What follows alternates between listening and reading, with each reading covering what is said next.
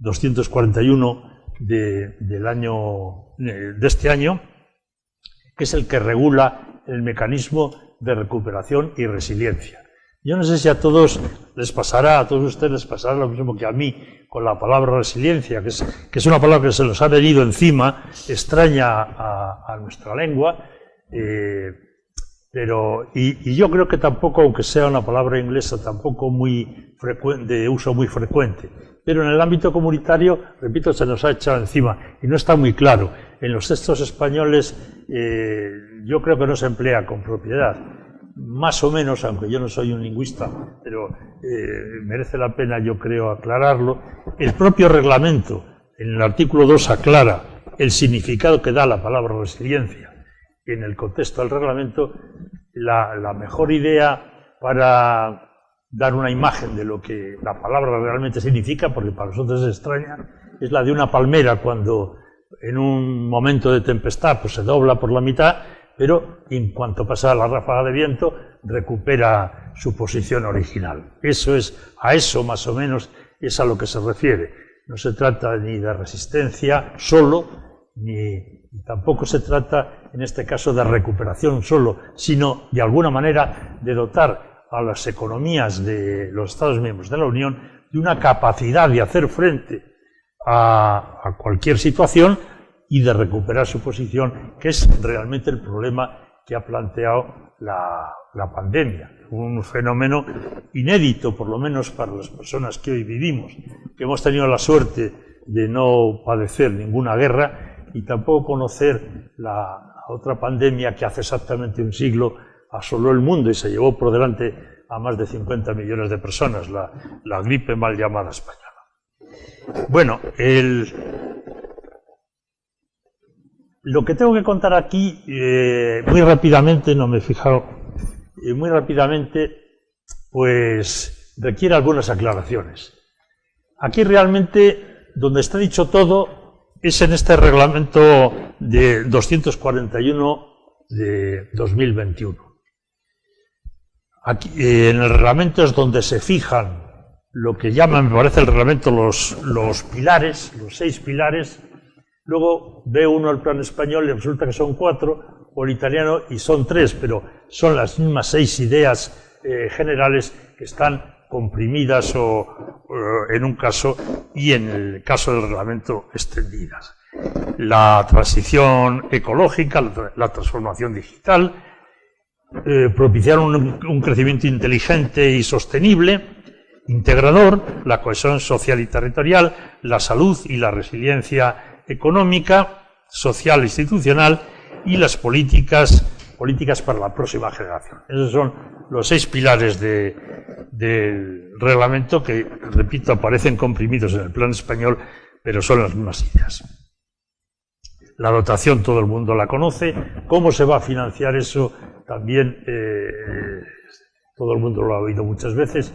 La Unión Europea va a emitir deuda para cubrir estos 700.000, casi 700.000 millones que, divididos en subvenciones o lo que llama contribuciones financieras, como les llama el reglamento, y préstamos,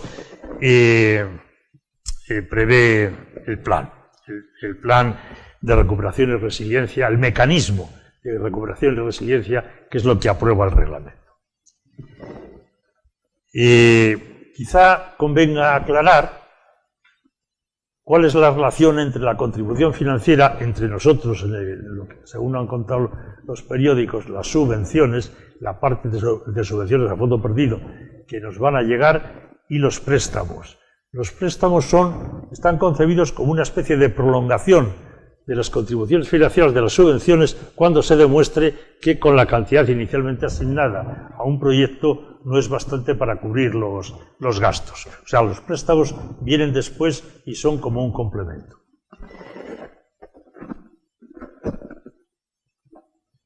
Otra idea general que hay que subrayar, que viene claramente especificada en el reglamento, es que el destino de todo esto nos lo vamos a jugar entre el año próximo y el 23. Hasta el 31 de diciembre de 2022 se van a dar las contribuciones financieras y los préstamos hasta el 31 de agosto del 23. A partir de ahí se acabó y todo eso terminará en principio en 2006. Ese es el periodo de tiempo. Naturalmente, para que nos den ese dinero, nos acaban de dar, hoy viene en el periódico, claro, el 13% de prefinanciación, que es automático una vez que se aprueba el plan, como ayer ha ocurrido. Lo demás, naturalmente, vendrá previa presentación de proyectos concretos. Digo esto porque la lectura del reglamento es un poco equívoca, porque el reglamento habla de unos planes nacionales de recuperación y resiliencia, pero si uno ve el plan español, y lo mismo, por ejemplo, el plan italiano, o incluso el francés, que es más detallado, realmente el plan español no dice nada, no es un plan en sentido propio. Ni siquiera, como se dice en el ámbito del urbanismo, es un avance de planeamiento, porque un avance de planeamiento dice muchas cosas sobre lo que se va a hacer o se piensa hacer, pero que no está instrumentado y no se instrumentará hasta que se apruebe el plan. Esto es un ejercicio más bien retórico en el que se señalan líneas de actuación, pero sin ningún desarrollo. No se dice qué acciones concretas se van a desarrollar. Si uno mira el plan español, se divide hay esos 4 ejes, luego hay 10 políticas que simplemente se enuncian y 30 componentes. 30 componentes que son otros tantos enunciados de posibles líneas de acción. Esto de los componentes lo único que tiene de elemento planificador es que se le señala a cada uno de ellos la cantidad que se supone que se va a invertir. Digo esto porque el plan, repito, no dice realmente nada y por lo tanto para conseguir los dineros hay que presentar un proyecto concreto, un proyecto debidamente justificado, una justificación, dice, realista y verosímil, es decir, no cualquier cosa, y eso tiene que ser sometido a un procedimiento de evaluación que está detalladamente previsto en los artículos 18 y 19 del reglamento, y solo cuando se supera esa evaluación es cuando en principio se da el dinero. Dinero por tramos que están previstos en el propio proyecto y en función de la consecución de los hitos y objetivos que se fijen en el acuerdo del Consejo aprobatorio de cada uno de esos proyectos o programas de acción. Y por eso esto es lo fundamental, porque el plan, repito, no dice gran cosa. Repite, no está pensado para que lo leamos nosotros, está pensado para que lo lean los funcionarios de Bruselas. Por eso el plan cuenta cómo se va a gobernar todo eso, cuenta cómo va a ser la gobernanza de todo este conjunto de acciones, que es una cosa que ya venía dispuesta en el decreto ley de 20 de octubre pasado. Bueno, pues dicho esto así en términos muy generales, para hacerse una pequeña idea de cómo es esto del reglamento y del plan, pues paso a exponer lo que es, en líneas generales, de lo que es en principio el tema de mi intervención, que es la gobernanza administrativa. Esto es curioso, esto está regulado en un extensísimo y aparatosísimo Real Decreto Ley 36-2020 de 30 de diciembre, decía antes de octubre, de 30 de diciembre, que tiene, para el que no lo haya visto, tiene 69 artículos, no sé si media docena de disposiciones finales, 11 disposiciones adicionales, en fin, y modifica docenas de leyes. En líneas generales, esto es lo siguiente. El decreto ley en cuestión monta todo un aparato administrativo y de gobierno alternativo al común, por el que, al parecer, va a circular todos estos flujos económicos que vienen vinculados al plan. Hay otro gobierno distinto del gobierno al que se refiere la Constitución, que es una especie de gobierno ampliado, la llamada comisión. Comisión con ese nombre muy largo del Plan de Recuperación, Transformación y Resiliencia. Esa comisión está formada por el propio gobierno con el añadido de 5 personas, 4 secretarios de Estado, 3 del área de Hacienda y 1 de Asuntos Sociales, más el secretario de la comisión en cuestión. ¿Qué interpretación le podemos dar a esto? Que no sea el gobierno, sino una comisión ampliada del gobierno. Pues yo creo que eso, el que lo hizo, ha pensado en reforzar los poderes del presidente, en definitiva, porque esto, se quiera o no, más o menos, es un gobierno de coalición y ese refuerzo de 5 personas más son 4 de ellas que dependen más o menos del presidente y solo uno, el secretario de Estado de Asuntos Sociales, que se supone que puede venir del lado del otro partido en coalición.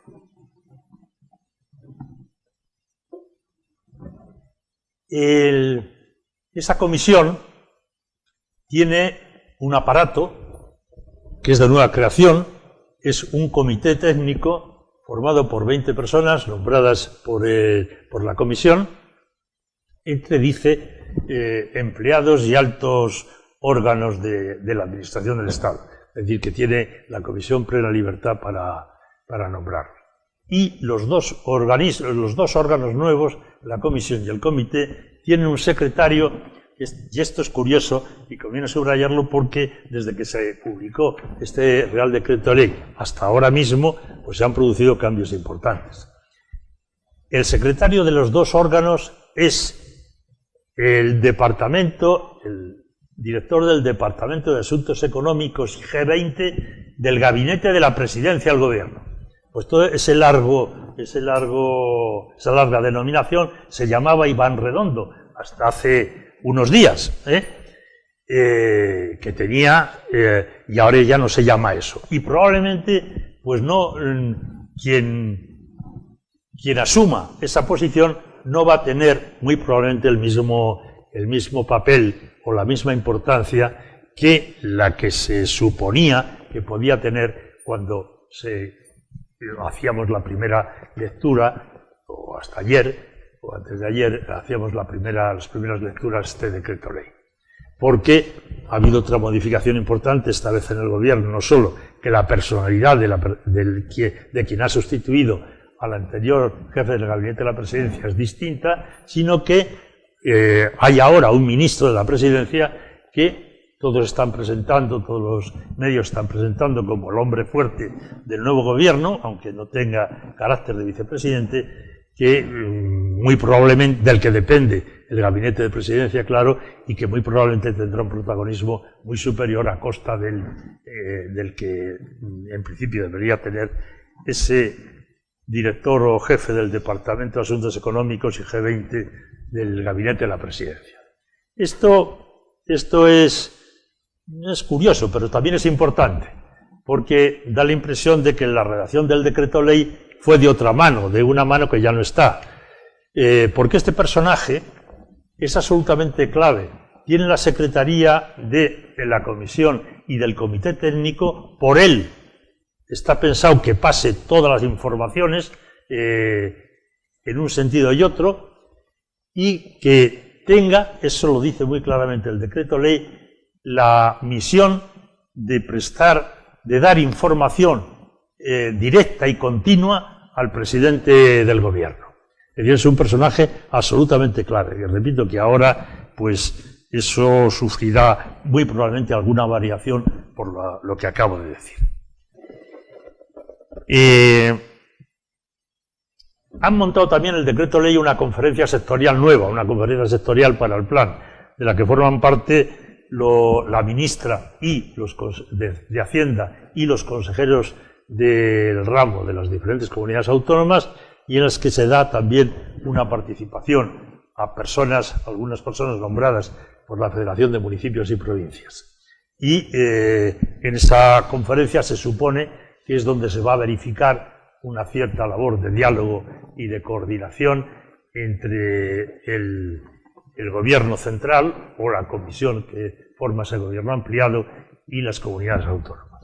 Pero todo esto no es más que prosa legal, Eso tenemos que ver cómo funciona. No creo que sea muy importante porque las conferencias sectoriales hasta ahora no lo son. Se reúnen algunas de vez en cuando y unas veces con la asistencia de todos los consejeros de las comunidades autónomas y otras veces con muy poca asistencia, según los vaivenes de la política y los temas concretos. Lo digo porque cuando se reúne una conferencia en materia de urbanismo, pues no viene por supuesto los consejeros de las autonomías de primera, por así decirlo, porque en fin, creen que eso es exclusivamente suyo, que no tiene nada que coordinarse.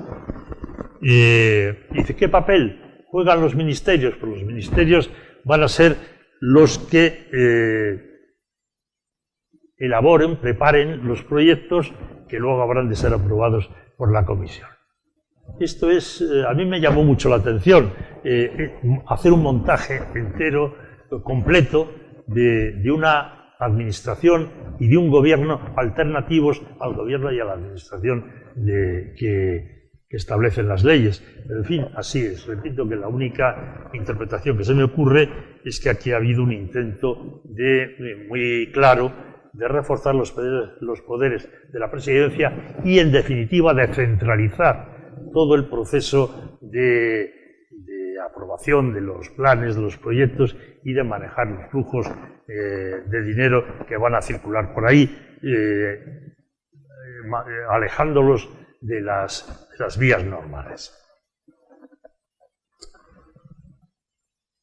A mí esto me parece muy aparatoso y no sé si, y no lo veo, por ejemplo, en el plan italiano, donde realmente quien pilota todo esto del plan de recuperación y resiliencia es el ministro de Economía y Finanzas, ayudado por una especie de órgano central de coordinación y de seguimiento que preside el primer ministro y en la esfera regional y local por una réplica formada por las representantes regionales y locales. Y no hay más aparato administrativo que ese, lo que quiere decir que eso va a ir por el camino normal.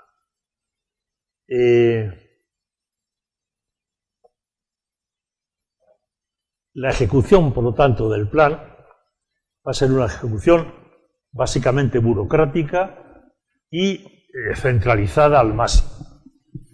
Como mecanismo corrector de esto, que es muy visible y muy acentuado, en el texto del decreto ley está la mera alusión a unos foros que al parecer se han constituido o se van a constituir, en los que van a ser llamados pues agentes privados y operadores privados también. Esto a mí me recuerda los planes de desarrollo, que yo ya que tengo muchos años, pues naturalmente he vivido, pero que probablemente los que me escuchan les parecerá historia del derecho. Pero en fin, yo cuando me hablaron de esta conferencia, pues quise, al ver el plan, digo, tengo que contar aquí el plan, pero el plan no dice nada, esto se dice en 5 minutos. Y digo, voy a mirar, compararlo con los planes más parecidos por la ocasión y por la intención que había en el pasado, los planes de desarrollo. Y estuve mirándolos, realmente entonces sí se constituyeron comisiones sectoriales de las que formaban parte habitualmente pues personajes del sector, de los sectores correspondientes. A mí la comparación de este plan, del que he dicho que tiene un marcado carácter burocrático y centralizador, con aquel plan, pues me sugiere muchas cosas. Entonces, evidentemente, teníamos un gobierno autoritario y no un gobierno democrático. Teníamos un gobierno en el que muchos no creíamos, como ahora tenemos un gobierno también en el que muchos no creemos. Eso es igual. Lo primero parece que es distinto. El gobierno autoritario o el gobierno democrático. Pero lo que encuentro yo que falta en este plan, por comparación con la situación que había en el 64-67, que fue el periodo del primer plan de desarrollo, que tanto éxito tuvo, pues es el clima. El clima que consiguieron los gobernantes de entonces despertar en el país fue un clima muy positivo. En cambio, yo encuentro que ahora, pues hombre, evidentemente los agentes económicos están esperando, como agua de mayo en muchos casos, pues por dónde rompe esto, por razones obvias. Pero la gente en general, pero no hay ningún clima especial, no se ha creado, no se ha movilizado la opinión, ni se ha movilizado la sociedad, como entonces sí consiguieron aquellos movilizarla. Hubo, y es importante recordarlo también, detrás de la planificación de desarrollo de los años 60, una ideología, una mística especial, que elaborada de la que participaban tanto los socialistas, no me refiero a los españoles que lo sabía, sino los europeos, los franceses, como, digamos, la derecha. Era la planificación indicativa, la francesa, el esquema era muy claro.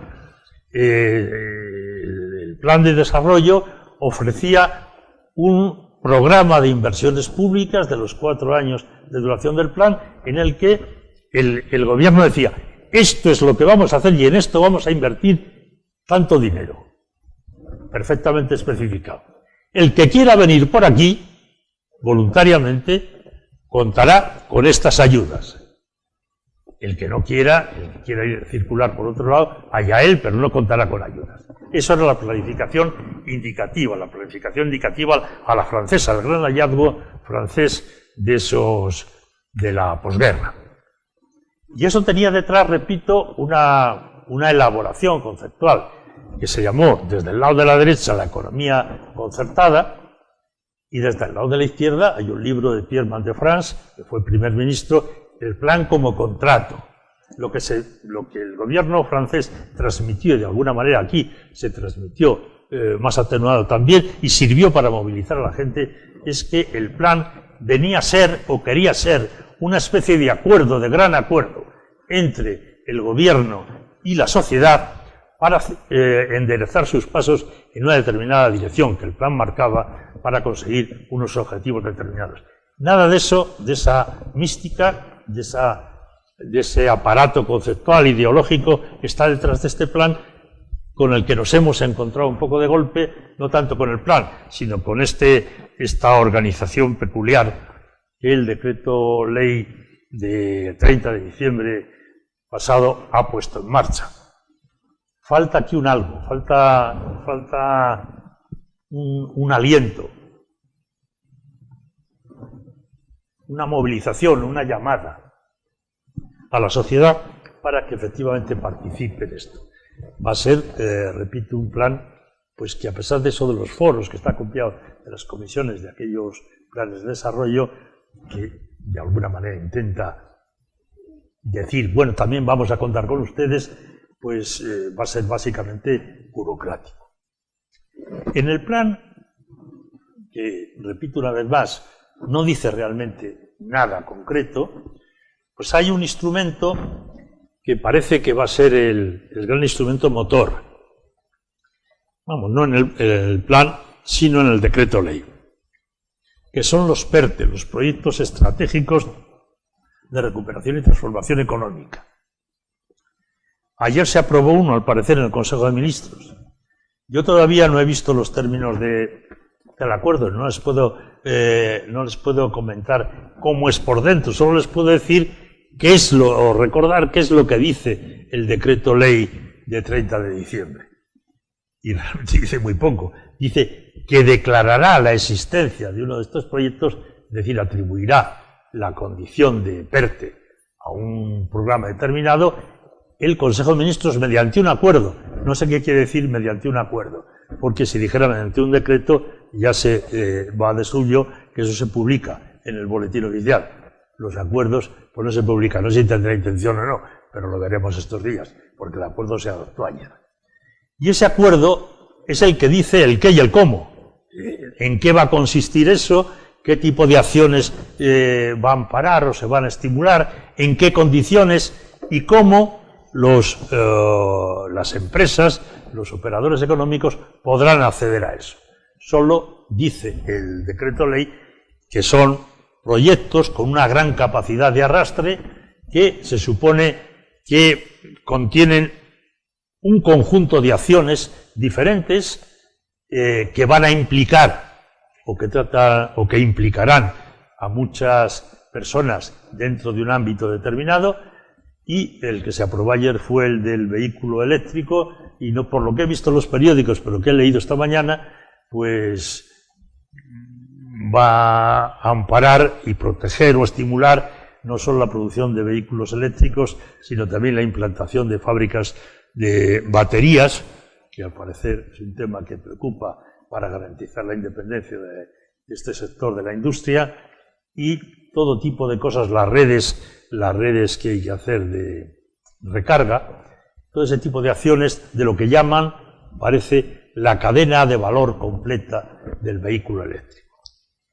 ¿Cómo se accede a esto? Hoy el periódico dice que SEAT, eso he leído esta mañana, que SEAT ya ha presentado su candidatura, por así decirlo, para entrar en el PERTE que acaba de aprobarse. No va a ser la única, no se sabe, no he visto, y el periódico no lo dice, cuáles son las condiciones para acreditarse como interesado en el decreto dice que habrá un registro y que en el que las entidades que se acrediten se inscribirán, pero aclara que la inscripción en ese registro no es requisito sine qua non para acceder a los beneficios. Así que está todo un poco por saber. Solo queda la idea general de estos proyectos, que son, no sé cuántos serán al fin y al cabo, pero se habla incluso de una quincena, que son los que van realmente a constituir el grueso de las acciones.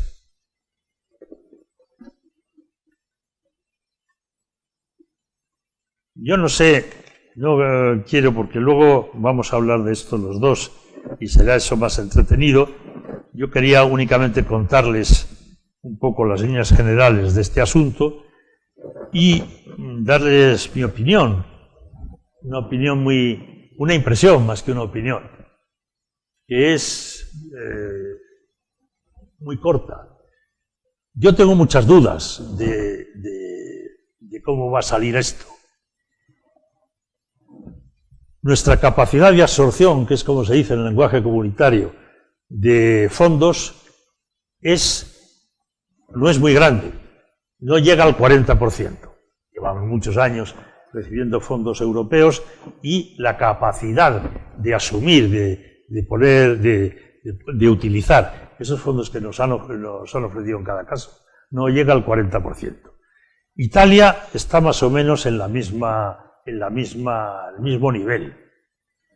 Por otra parte, hay otro dato, parece que eso tiene también que ver con la organización, el esquema de gobernanza que ha diseñado el decreto ley y con el ánimo centralizador que refleja, porque parece que se quiere reforzar esa capacidad de absorción que hasta ahora no es muy grande. Otro dato que es preocupante es que yo creo que con carácter general, y no solo de España, es que ha habido realmente muy poco tiempo, y hay muy poco tiempo para montar programas que no se tuvieran ya estudiados de antemano, o por lo menos que no se hubiera estudiado inicialmente de antemano. Porque, repito, los programas se tienen que ir, va a haber un año y poco para conseguir presentarlos y conseguir aprobarlos. Y eso es poco tiempo. Eso es poco tiempo porque hasta el año pasado, hasta mediados del año pasado, pues no solo en España, sino en toda Europa, estábamos a verlas venir y estábamos todos con la misma pregunta: ¿y ahora qué hacemos? ¿Y cómo podemos ¿qué podemos hacer para salir de este atolladero? Y no había más planes que los que en cada país hubiera más o menos en marcha. Y repito que un año y un poco, un año y medio, no es mucho tiempo para instrumentar planes de este porte, porque en definitiva se trata de gastar teóricamente esa cantidad, esa cifra máxima que al parecer se nos ha asignado de 140.000 millones. Probablemente Francia lo tiene mejor, porque Francia tenía preparado un plan de relanzamiento al que le ha sobrevenido la asignación de 40.000 millones, tenían un plan preparado de un porte de 100.000 millones y ha sobrevenido la ayuda europea de 40.000 millones, pero eso ha venido a incidir sobre algo que estaba ya en elaboración. Pero nosotros no teníamos ningún plan en marcha y todo lo que hay que montarlo ahora. Yo no sé si va a dar tiempo y no sé cuánto vamos a ser capaces de aprovechar. No lo tengo muy claro. Y por lo demás, pues hombre, a mí sí me parece, hay un condicionante. El condicionante es que el año en el que termina, 31 de agosto del 23, es la fecha límite final para obtener préstamos, porque las contribuciones financieras ya se han decidido el año anterior. Bueno, pues el 31 de agosto de 2003 ya son las vísperas de las elecciones. Y eso es un elemento importante que no juega en favor de la racionalidad de los proyectos, sino más bien al contrario.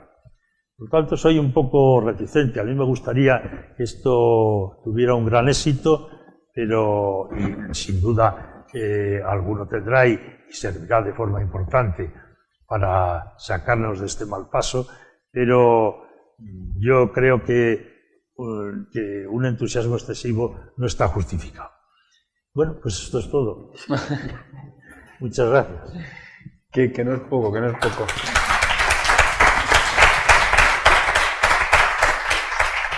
Bueno, yo lo primero que quiero hacer es agradecer la invitación a participar en esta mesa. Me preguntaba antes Tomás Ramón que cómo es que traía corbata, y puede ser por dos razones, o porque estemos celebrando todavía el título de Día del Atlántico de Madrid, o por el respeto reverencial que me supone venir a esta institución y compartir una mesa con Tomás Ramón, al que yo he estudiado en la carrera, mucho en la posición, y luego además tuve ocasión de discutir las leyes del sector público y administrativo cuando estábamos elaborándolas, y trabajo que fue muy arduo, pero con el que me divertí muchísimo. Bueno, los dos motivos son ciertos, ya os digo, para mi vestimenta, pero bueno, no, pues me temo que mi intervención va a ser bastante más aburrida que la suya. Yo sí que quería hilar este comentario inicial al hilo de dos cosas que has comentado, que es lo de las dudas que suscita la gobernanza y luego lo del tema de la capacidad de absorción. En cuanto a los órganos, es muy curioso porque, descrito todo este entramado orgánico que has señalado, realmente a todos estos nuevos órganos que se crean, que son la comisión del plan, el comité técnico, luego no se le atribuyen casi ninguna potestad decisoria. Es decir, yo lo único que he visto es que a la comisión del plan se le atribuye la aprobación de los planes que tienen que hacer los subsecretarios. Por ejemplo, lo que se dice, que es bastante lógico, es que cuando un subsecretario evalúe en un ministerio, pues que van a necesitar tanta dotación presupuestaria, tanto personal, que no tiene recursos, necesita esos medios extraordinarios, tiene que hacer un plan que sí que se somete a la aprobación de la comisión. Pero para el resto de cosas, lo relevante sigue siendo el Consejo de Ministros. El Consejo de Ministros te aprueba los PERTE, te aprueba el propio plan, y luego además habrá muchas de estas medidas, cuando se apruebe un PERTE en concreto, que necesitará para materializarse posiblemente modificaciones normativas, creación de órganos, y todo eso seguirá su curso normal del procedimiento de toma de decisiones de la Administración y que acabe residenciándose en proyectos de ley, en acuerdo del Consejo de Ministros, de comisión delegada, lo que sea. Es decir, es muy curioso porque se establece un entramado orgánico bastante intenso, de multiplicación de instancias, pero para labores de directrices, de recomendaciones, de orientaciones, de seguimiento, porque al final las decisiones acaban estando en el Consejo de Ministros. Y luego el segundo punto que comentabas, lo de la capacidad de absorción, esto es muy curioso porque hace una semana estuve en una mesa redonda que trataba también de la modernización de la administración, estuve viendo unos datos y España es un país que maneja muy bien las prestaciones sociales, es decir, el tejido de cohesión social, en términos diríamos más amplio, incluso familiar, funciona bien. Hay un índice que es el índice Gini, para los que no estén familiarizados, este te marca la desigualdad de un país. Entonces, es como si la base es tomar, por ejemplo, 100 familias, si toda la riqueza está concentrada en una familia, el índice es 1, y si todas las familias tienen la misma riqueza, el índice es 0 de desigualdad. Bueno, pues España tiene un índice de desigualdad del 0,52, que es superior al de la media de los países de la OCDE. La OCDE está en el 0,47. Pero, sin embargo, si medimos ese índice después de aplicar los impuestos y las prestaciones sociales, España está en el 0,34 y la OCDE en el 0,32. Es decir, casi nos igualamos. Es decir, España maneja bien ese tejido de protección social, pero no tanto, como decías, en la recepción de los fondos pues para la transformación económica. Entonces ahí, que es el segundo punto que quería tratar en esta intervención inicial, es donde se aprecia perfectamente cierta tensión entre dos principios, que es, por un lado, queremos facilitar todo el funcionamiento de la administración pública para que la utilización de los fondos sea lo más rápida y efectiva posible, pero por otro lado, las autoridades comunitarias lo que quieren es evitar que eso sirva para relajar la disciplina presupuestaria. Esto se aprecia perfectamente en el reglamento del Parlamento Europeo y del Consejo que has comentado, donde, por un lado, en el artículo 10 te dice incluso que se puede cortar el desembolso de los fondos en el caso de que el gobierno, de que el país no haya adoptado las medidas necesarias para corregir un déficit excesivo. Incluso puede topar la disposición de los fondos hasta un 25% de su importe, un porcentaje del PIB en el caso de que sea superior. Y luego, en segundo lugar, se establece un mecanismo bastante estricto del desembolso de los fondos. Es decir, cuando alguien va a pedir un préstamo que, como decías, es, digamos, posterior a la inversión de los fondos en los planes de recuperación, o va a pedir una subvención, la comisión tiene que evaluar si se están cumpliendo los hitos previstos en el plan, hasta el punto de que si no se cumplen, no desembolsa los fondos asignados al programa concreto. Pero es más, si se aprecia una indolencia, un retraso ya más permanente en el cumplimiento de esos hitos, puede suspender la aplicación de todo el programa de desembolso de los fondos. Entonces, ahí la Comisión Europea está bastante preocupada porque esto no sirva para relajar la disciplina presupuestaria. Y, sin embargo, lo que nos encontramos en el Real Decreto Ley es instrumentos que puede que sean necesarios para la ejecución del plan y para la rápida utilización de los fondos, pero que tendrán un cierto riesgo de que se relaje esa disciplina presupuestaria. Y ahí encontramos muchos supuestos. Pues, muchos de los controles que están relajando precisamente se endurecieron en la reforma de toda la arquitectura administrativa del año 2015. Y ahí, por ejemplo, lo que nos encontramos en ese caso es que había, primero, era difícil contar con un censo completo de todas las entidades públicas. En segundo lugar, había mecanismos de distribución de fondos vía convenios entre administración, vía consorcios, que tampoco estaban muy controlados. Entonces, se estableció un régimen, pues, por ejemplo, un convenio administrativo que implique disposición de fondos entre dos administraciones solo entra en vigor cuando se inscriba en un determinado registro.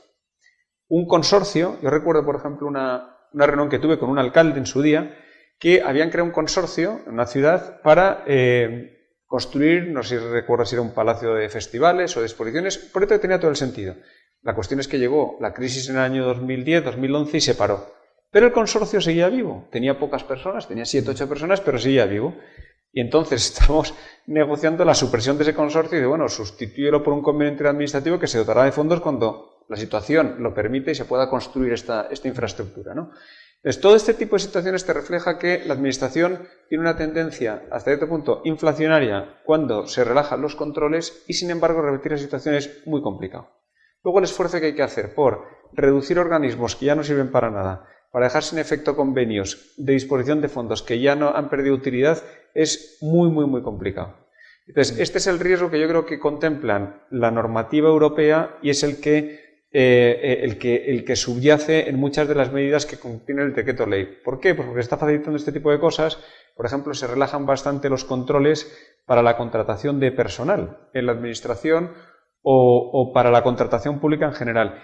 En ese sentido, por ejemplo, con el tema de personal, la administración pública está muy controlada en lo que es el aparato administrativo. Yo recuerdo de esta experiencia cuando estuvimos viendo cómo reformar la administración, que tuve una reunión muy gráfica con el que entonces era ministro de Presidencia de Reino Unido, donde me contaba que estaban pensando en instaurar una norma de acuerdo con la cual nadie en la administración pública pudiese cobrar más que el presidente del gobierno.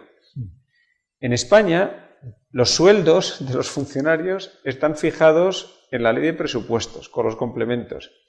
Si alguien quiere dar de alta una persona en la nómina de un ministerio, tienen que modificar la relación de puestos de trabajo y eso se somete a la autorización del Ministerio de Hacienda, a la Dirección de Costes de Personal. Hay un control brutal dentro del aparato de los ministerios. Ahora, ¿qué es lo que sucede? Esto se ve muy bien en las cifras de empleo público. La evolución del empleo público en España llegó a su pico en el año 2011, en el tercer trimestre, con 3.300.000 personas, luego bajó a 2.900.000 más o menos y ahora estamos en 3.400.000. ¿Dónde se ha producido ese incremento? Pues hay dos fuentes de información, la encuesta de población activa y el boletín estadístico del Registro Central de Personal. En ese boletín estadístico aparecen las personas que se dedican a ministerios, consejerías de comunidades autónomas, sanidad, educación, fuerzas y cuerpos de seguridad, justicia, defensa, a lo que es, digamos, el ejercicio de potestades administrativas y servicios públicos. Y en la encuesta de población activa están las personas que trabajan en empresas, fundaciones, en lo que está en los aledaños, por así decirlo, la periferia de la administración, y que también es sector público. Bueno, pues normalmente es ahí donde se produce el engorde, cuando se relaja la disciplina presupuestaria. Entonces, es ahí donde está el riesgo de que la relajación de los controles con ocasión de la ejecución del plan provoque un déficit y pueda comprometer el desembolso de los fondos por esa vigilancia que quiere hacer muy estrecha las instituciones europeas. Y luego, también hay virtudes. A mí una de las cosas que me gusta de principio, aunque como decías no está muy bien materializado, es lo de la creación de los foros con participación pública y privada. Se crea uno que es para el diálogo social nada más, yo creo, de sindicatos, pero el resto, como decías, están abiertos. Entonces será cada PERTE el que prevea si hay que crear un foro específico con esa participación pública y privada. Y este principio que subyace en toda la normativa, la verdad es que es bastante agradecer. Es decir, más que superar la desconfianza en utilizar fondos públicos, encomendarlos al sector privado para la ejecución de los planes de transformación, lo que se parte de la base es de la efectividad de la cooperación público-privada y la necesidad de poner en marcha mecanismos que articulen esa cooperación para ser más efectivos en la ejecución de los distintos programas. Bueno, la verdad es que esto es como decías, la gobernanza que establece es bastante complejo. No creo yo que altere tanto las facultades decisorias que normalmente tenemos en el sector público, en la Administración Pública Española en particular, en la Administración Central del Estado, pero lo que al final te das cuenta es que yo creo que se barajó entrar en más concreción. Lo que comentabas antes de lo de las entidades con participación en el PERTE, en algunos borradores del decreto de ley lo que se decía es que si alguien se registraba como tal, podía reconocérsele ya la condición de beneficiario de subvenciones o posible adjudicatario de determinados contratos. Y yo creo que esto, con cierta preocupación, bueno, vamos a dejarlo fuera y que sea el propio PERTE el que determine cuáles son los requisitos y los efectos de inscribirte en el registro de entidades interesadas en el ERTE respectivo, ¿no? Entonces, por esto yo creo que habrá muchas cosas que habrá que ver cómo se concretan los sucesivos PERTEs y cómo sigue el proceso de toma de decisiones. Es que eso que acabas de decir tú es importante porque ahora, leyéndote el decreto ley, no sabes para qué sirve lo de inscribirte en el registro. Porque antes tenía sentido, efectivamente, daba una ventaja. Pero ahora se conoce que alguien dijo, y esto no puede ser, esto va contra la libre competencia. Y entonces se ha dicho expresamente, no, esto no lo tocamos, eso no quiere decir nada, solo cuando haya una razón poderosa de interés general se podrá recortar se podrá romper esa igualdad inicial.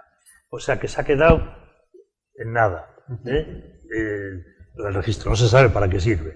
O sea que esto hay que ver cómo se desarrolla. Y lo que dices tú, yo antes no he dicho nada por no alargarme, pero es verdad, luego viene el después.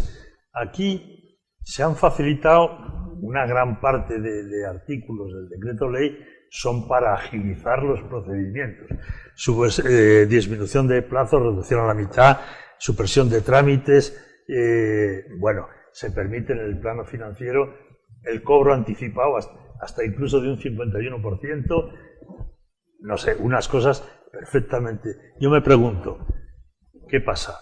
Es que el ordenamiento que tenemos no sirve para actuar con una cierta eficacia, porque si fuese así, generalícese para todo. O es que es bueno el ordenamiento que tenemos, pero hay que abrirle un boquete y hay que aligerarlo para que esto vaya más deprisa, con el riesgo, efectivamente, de que por aquí pase lo que no debe. Esa es una de las grandes incógnitas que abre esto. No sé, hay muchas incógnitas, Esto hay que irlo viendo. Sí, y desde luego, en cuanto a las incógnitas, lo que comentabas es verdad. Yo creo que esto lo vemos también en el sector privado. Hay una presentación muy gráfica de Netflix, estaba orientada a la gestión de recursos humanos, y en un momento lo que dice es que cuando nace una empresa es muy pequeña, muy ágil, de unos procedimientos, pero cuando empieza a crecer, pues se convierte en algo un poco más burocrático y se imponen muchos controles. ¿Por qué? Porque se genera algún exceso en la gestión y alguien piensa que hay que controlarlo. Entonces, el sector público es bastante más viejo. Yo creo que pasa por esa experiencia. Es decir, en España, ¿por qué hay tanto control de todo? Sobre todo, insisto, en la Administración Central del Estado y en la Administración más nuclear de cualquier nivel territorial. Pero posiblemente se cometieron excesos en el pasado y se han multiplicado los controles.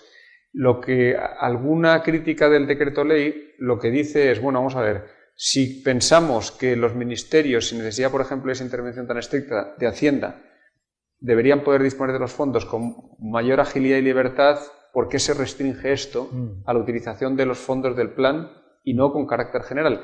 Hay alguna medida que ya se independiza de la utilización de los fondos comunitarios, que es, por ejemplo, lo que comentaba, el carácter constitutivo de inscripción en el registro de los convenios, de los consorcios, que no hace falta la creación por ley, una serie de cosas. Entonces, puede que esto sirva de acicate para decir, bueno, no pasa nada por relajar los controles, que relajar los controles no implica prescindir de ellos, sino eludir algunas instancias administrativas, porque luego al final habrá órganos que toman decisiones y que están sometidos a responsabilidad.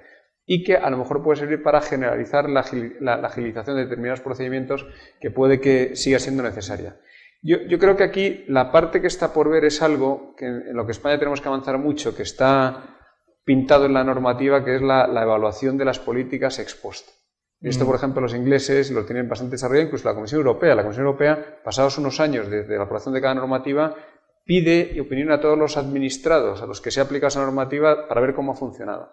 Esto en la reforma de 2015 se metieron algunas cosas, pues, por ejemplo, si ahora como consecuencia de esto se crean nuevos organismos, hay un control que se llama de supervisión de la eficacia y un control financiero en el que periódicamente el Ministerio de Hacienda y el Ministerio de Adscripción tienen que verificar si ese nuevo organismo ha cumplido sus objetivos y si es financieramente sostenible. Y expresamente se dice en la ley, porque lo dijimos así, que se tienen que hacer propuestas de mantenimiento, de modificación o de extinción.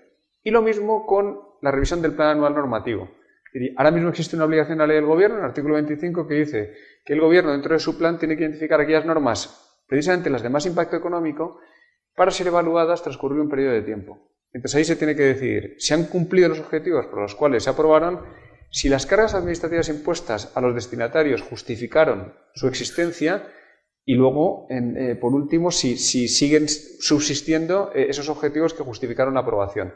Y lo mismo, con el objeto de hacer propuestas de derogación, modificación o mantenimiento de la norma. Porque vuelvo a lo que comentaba antes, me da igual la aprobación de normas, o la creación de organismos públicos, o la creación de controles, es muy fácil que estos crezcan y luego es muy difícil reducir el tamaño de los controles, las normas que tenemos. Entonces, por eso, lo que sería bastante recomendable es que se cuidasen esos aspectos para no encontrarnos dentro de unos años otra vez con un problema de tamaño de la administración, de inflación de organismos públicos y que sí ha servido para la ejecución de los fondos, estupendo, pero que tiene unos efectos colaterales que son muy perniciosos a largo plazo.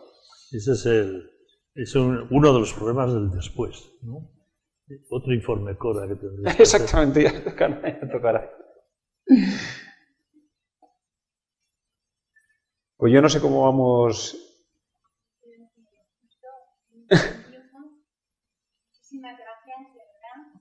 Ha sido súper interesante. Nos falta tiempo para poder profundizar en todo esto. Quizá el año que viene, si la Complutense nos lo permite, sería interesantísimo ver cómo evoluciona la normativa, la implantación, todos los efectos prácticos, porque verdaderamente ha sido un privilegio de los años.